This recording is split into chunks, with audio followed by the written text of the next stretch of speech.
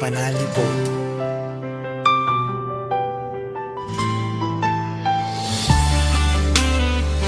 Ang modang mo sa labing halangdon, ang magpabiling ubos sa pagbantay sa labing gamhanan, makaingon sa ginom.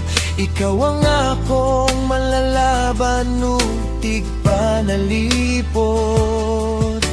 Ikaw ang akong Diyos o kanimo nagsalig ako.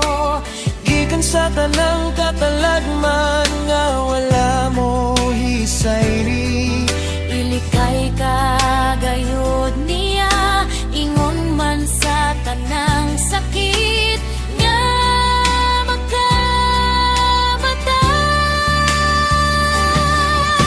Tabonan ka niya sa iyang mga bakong dili, kagayod maun sa ubos sa iyang pagkatiman. Ang iyang pagkamauon-on, manalipod ug magbantay kanimo. Dili ka unya mahadlok sa mga katalagman sa kagabhion o sa mga udyong nga naghadyong panahon sa adlaw. O sa mga sakit nga muhampak diha sa kangit-ngit o sa kadaotan nga molaglag panahon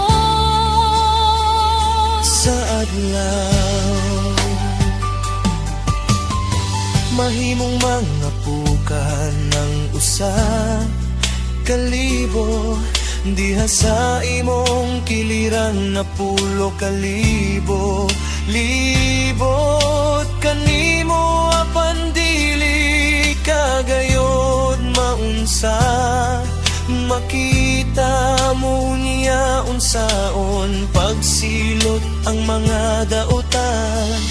kay gihimo mo manggalang panan ng Ginoo ang labing halangdon nga imong tigpanalipod.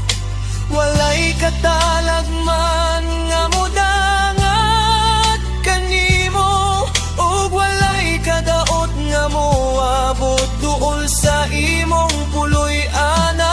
Patandayan ka sa Dios sa iyang mga anghel aron pag analipod kanimo, bisag asa ka paingon. Sa panggon kanila sa ilang mga kamot, aron dili maunsa sa mga bato ang imong mga tiil. Tumbang mo mang mga leon ug mga bitin, mga mapintas nga leon ug mga bitin nga malala.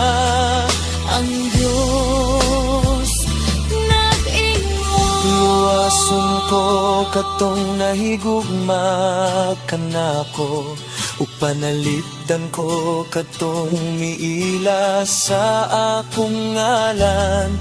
Sa dihang sangpiton ako nila, tubagon ko sila.